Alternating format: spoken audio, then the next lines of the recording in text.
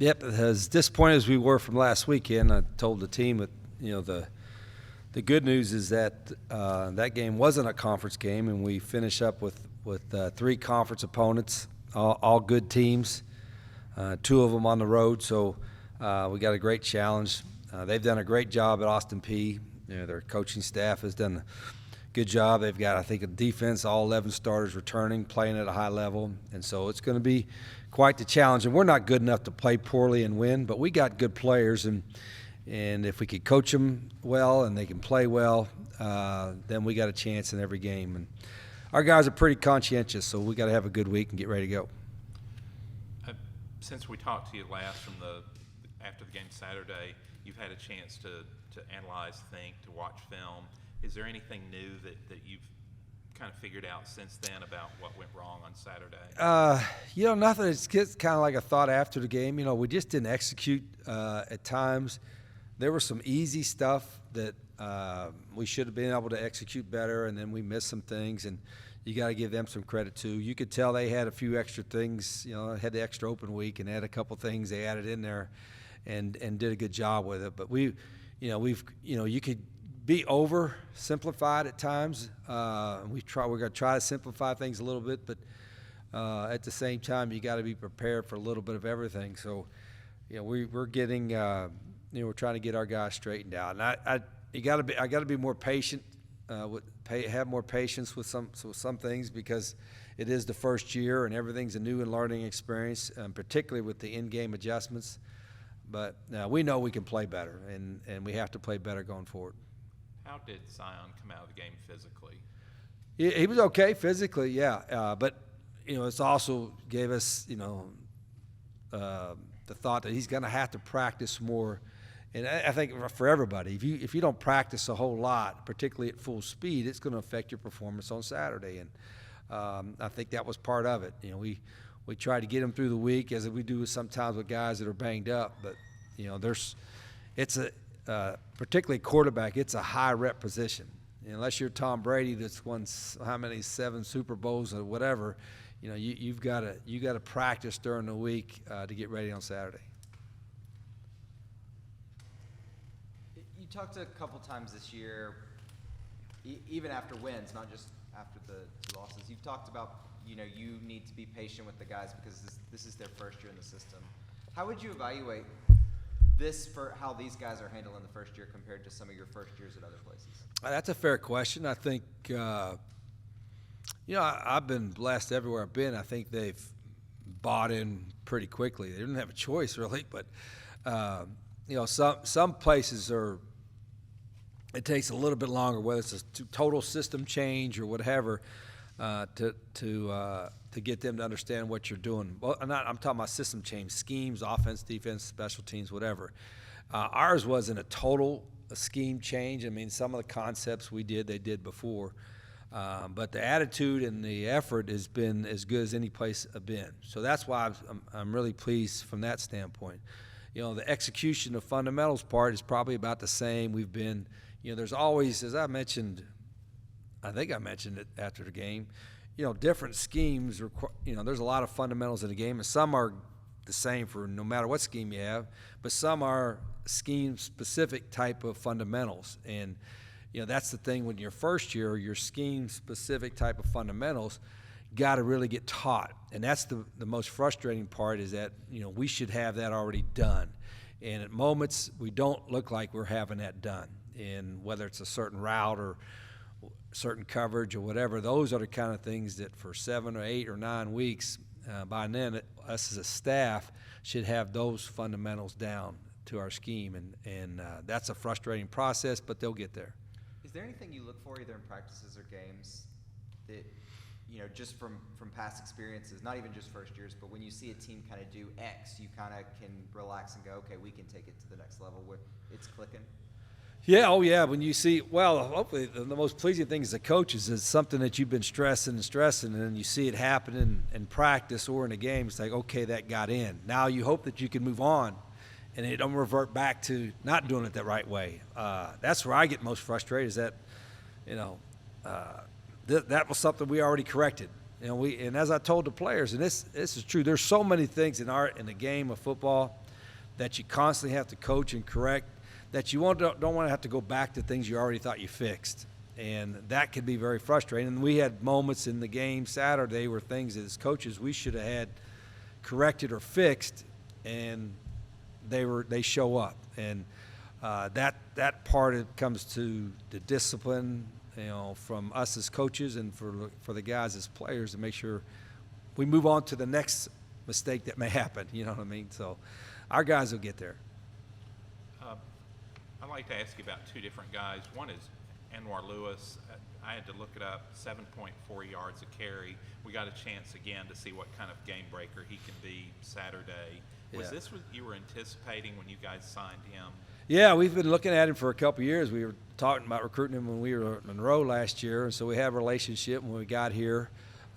He's a competitive guy. He's not big, but he runs hard. He has a good feel for the game, and he's still learning. I think Coach McDowell's done a great job with him, but I think he's got his best football still out in front of him. He caught the one time I thought he was going to score, and I don't know, he slowed down or something. They caught him, but the second time he broke through. But he's a good football player, and he loves to play. That's the thing about Anwar. He loves to play, and he'll keep getting better. And the other play I wanted to ask about, Fred Perry. It seems like he's done more and more things. Was he a guy that yeah, we thought when we recruited him, I said, he's an active guy. He loves football.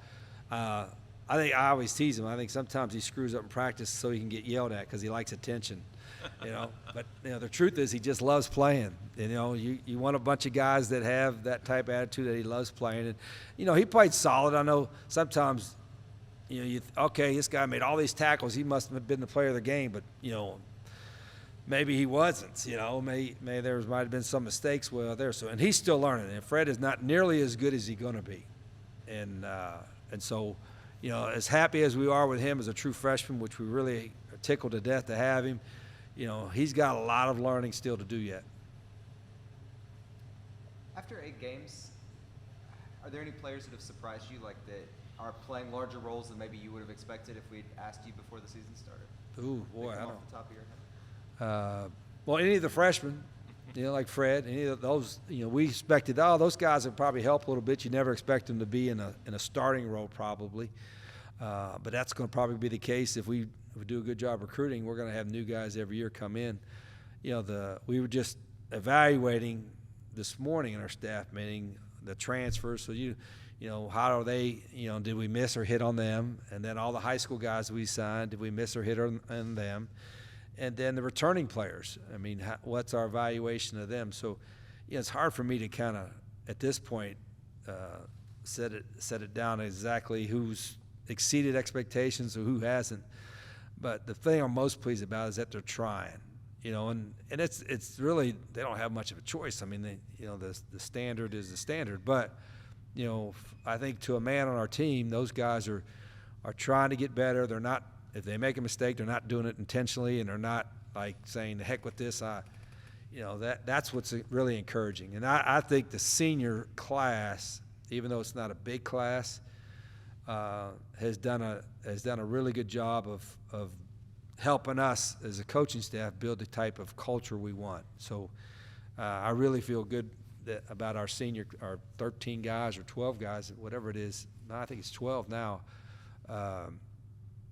Those guys deserve a lot of credit. And so I hope that if for nothing else, for our remaining 3 games, that the rest of the team will play their tails off for those guys. It seems like in college football now a lot of attention goes to these freshmen that end up playing larger roles, and it seems like freshmen and sophomores maybe play more than they did, 10 years ago. Do you feel like the leadership, maybe the importance of senior leadership is maybe doesn't get enough attention these days? 100%.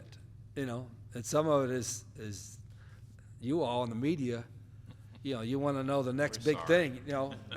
Just like, what's the new shiny toy, right? It's like, this guy's been making plays for 3 or 4 years. He's a consistent player, and he's been a 3-year starter, especially guys on the O-line. This guy's been a starter on the O-line for 3 years, and but you don't want to talk about him. It's boring. I'd rather talk about this new shiny toy that's freshmen that, got 15 tackles in a game. Well, maybe 14 of them were 20 yards down the field, you know what I mean? Whatever.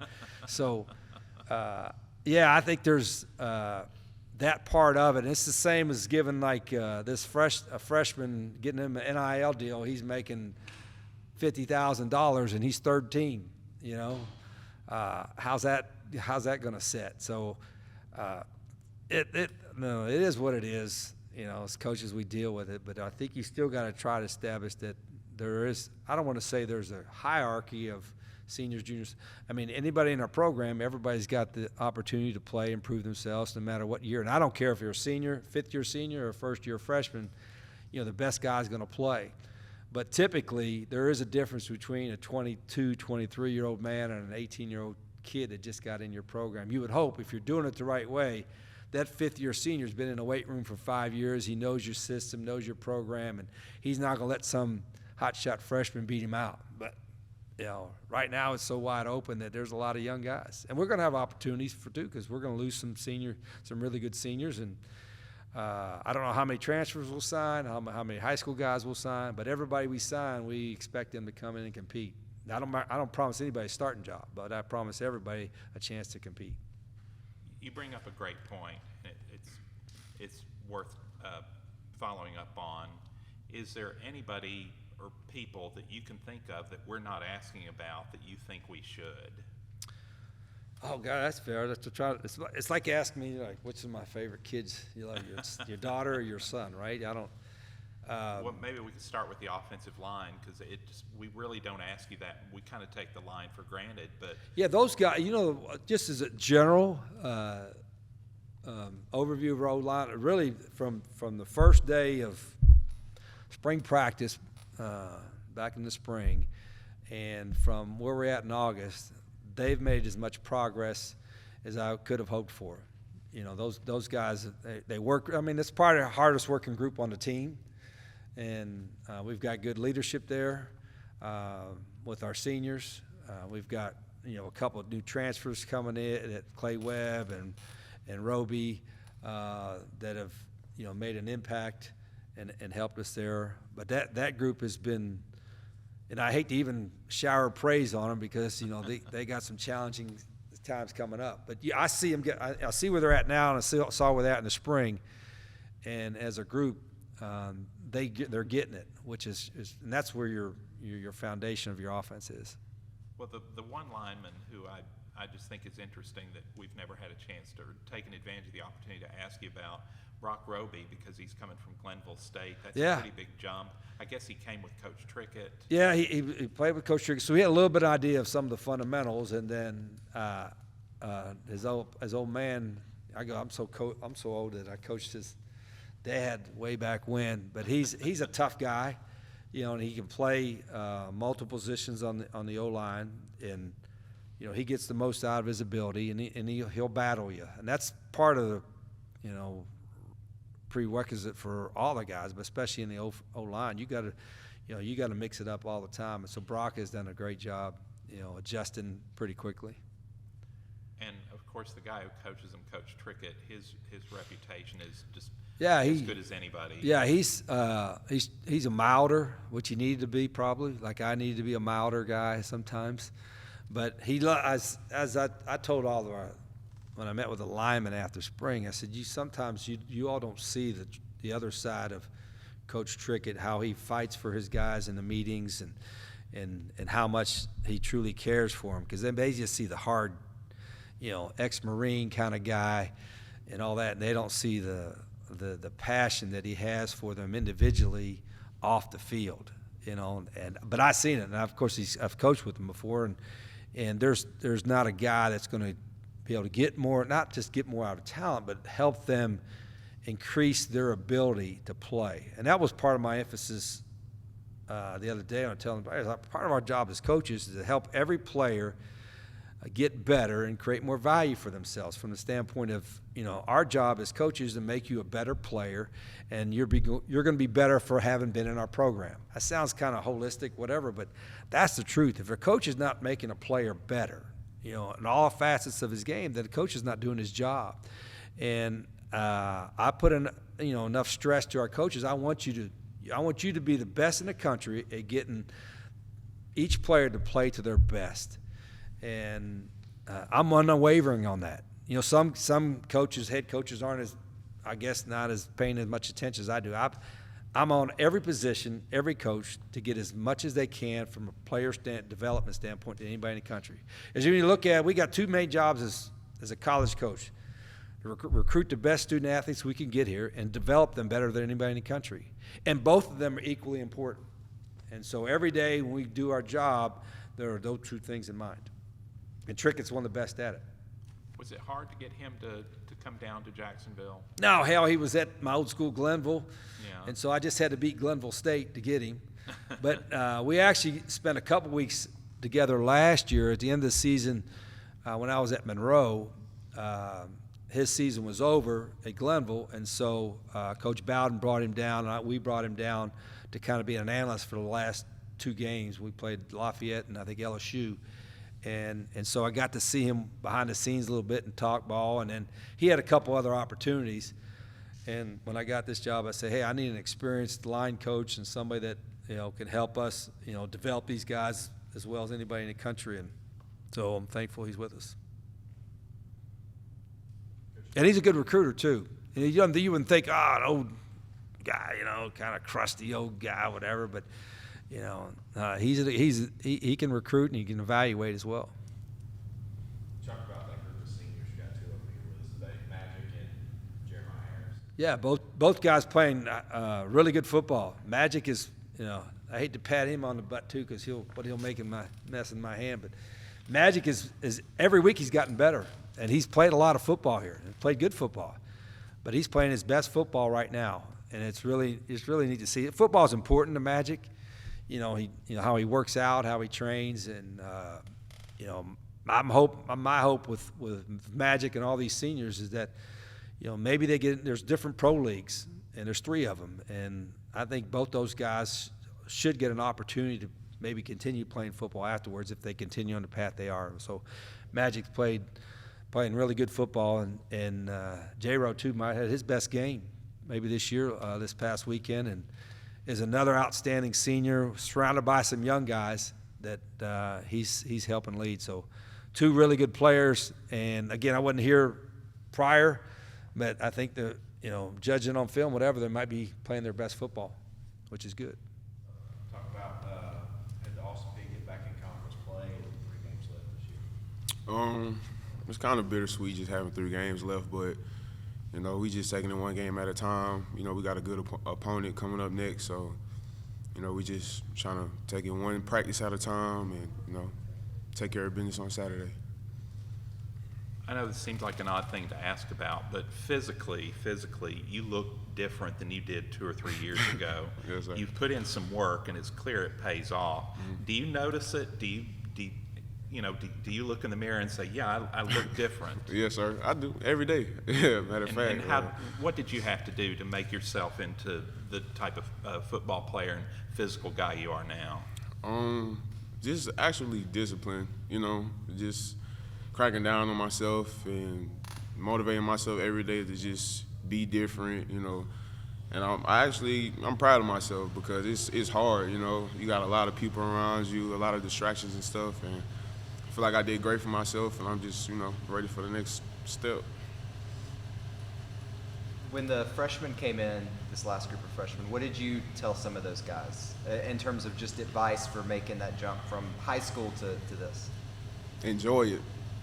Enjoy it because it goes by fast. It does. I mean, just the memorable moments, just, you know, with my teammates and, you know, the games we won, conference championships we won, you know, it went by so fast, man, but, you know, it's definitely memorable, though, you know. So I just feel like they should just really just take it one day at a time and enjoy the process of becoming a student athlete, you know. Could you describe what it's like playing for Coach Trickett? Hard edge. Hard edge. That's all I can really say, you know, just getting after it, next play, you know. Really every play getting after it, but, you know, continuing on to the next play. Is there anything specific that he asked you to do, either in practice or games, that was new for you? Not really. He really didn't change much about the way I play. Just, playing harder or, focusing more on my technique and just studying the game more, understanding, where players are going to be at and all that good stuff. How do you feel the line has progressed this season? That was one thing Rich said that, he felt like y'all really capitalized on this season so far. Definitely. We made a jump from the spring. We're just keeping our head down and just keep working. It was a process, but, we still not done. I'm still going to do my part as a leader, to motivate them and just take on these last 3 games. Could you talk about the approach to these last 3 games? All of them are conference games. They're all important. Just what are your thoughts? Went out. That's all I'm focusing on, trying to get another ring before I leave, What would that mean to you to win the conference this last year? Yeah, it mean a lot. Actually, we won a lot in the past, and, it's not nothing I'm not used to doing at JSU, but I just feel like it'll mean a lot getting that last ring, ending the last game with a good note. Are you surprised by how much, like you're talking a lot about, appreciate every game, appreciate every day, are you surprised by, I don't know, how important or how emotional maybe some of these moments have been for you this year? I'm not really surprised. I'm kind of one of them people, I just know it's coming. So, I'm just enjoying it. I'm not really surprised. These last 3 games, we plan on going out with a bang, especially as seniors, this is our last few games. So we're looking forward to come out, start the day, and work hard and prepare for these next few weeks and come out on top. Jeremiah, by now it seems like we've interviewed you, a dozen times or so. Does it feel any more comfortable now than the first time you were interviewed? Yeah, it do. Y'all been interviewing me for a while since, it seemed like 2006. It's been a minute, so I feel very comfortable talking to y'all. I'll ask you the same thing I asked him. When this last group of freshmen came in, what advice do you remember giving those guys in the spring and in the off season? This day fresh at college ball, so I knew what to expect. I expected the same thing from the seniors when I was a freshman to come in. So I tried my best to be the best big brother I could be. By telling them the small things that count to help put them in better situations.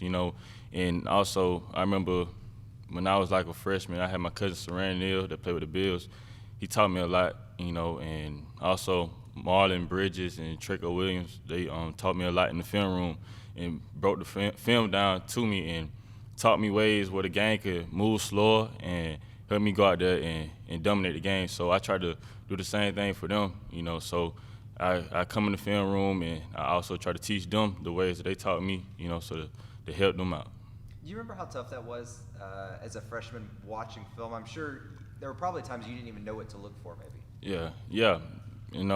Coming from where I come from, it was football, but it wasn't much of film. We didn't have to watch film as much as I have to do now in college. In high school we didn't have to watch that much. So, it was a little confusing. That's why I was happy that I had those guys, the oldest guys in the room with me. They put me in better positions and they taught me ways to watch film and put me in better positions. It was clear that Magic is kind of excited about these last 3 games, but also maybe a little sad. Like he said bittersweet that there's only 3 games left. How do you feel knowing that we're in the back part of the season now? It's a bittersweet moment. This season went by so fast. I remember when Coach Rich Rod first came in, last December or something like that. He came in. I remember the first day he came and met us, and now we had the last 3 games of my career. So it's kind of crazy and sad. So I don't know, just a bittersweet moment. I know that you and Saran are both super busy, but do you get a chance to chat with him any at all during the season? Yeah. I get a FaceTime, give him a few calls. He hit me up a few times on social media, check in on me and keep motivating me and just pushing me to do my best. How valuable is that to you, that you've got someone like that in your corner? Very valuable. You know, he went through so much to get where he at. So I look up to him a lot. You know, because where we from, you know, everybody don't get the opportunity. So I'm very appreciative of that, because without him, I probably wouldn't be in the position I am today. You know, he helped me a lot, so I'm very appreciative of him. Do you ever look to just his journey as motivation for yourself? Yes, you know, like I said, like where we from, many people don't get the opportunity because it's a small town. You know, not many people come. You know, if they come, they're going right through it. You know, they wouldn't even think it's a town for real. So, yeah, it's a blessing. You know, so I'm very appreciative of that. What, you know, you still got 3 games left, but if you had to look back on the season, what do you think you'll remember the most about this year so far? Beating Kennesaw finally. I can say that, beating Kennesaw. You know, I played them since 2017, and finally got a chance this year to beat them. So I think that's one memory I would always keep on top of my brain, because I finally beat them, and I'm very happy for that. Was that, I'm sure all the celebrations are special and fun, but you think that one probably meant a little more? You think, especially for the older guys, y'all probably enjoyed that celebration a little more than the others? Yeah, we did. You know, we finally slayed the dragon, you could say. You know, we finally knocked them off. You know, it's been some years since we played them the first time in 2017, right? And we finally beat them over these years. It took us finally this year to beat them, so, yeah. So you're a cigar smoker now? I wouldn't say that.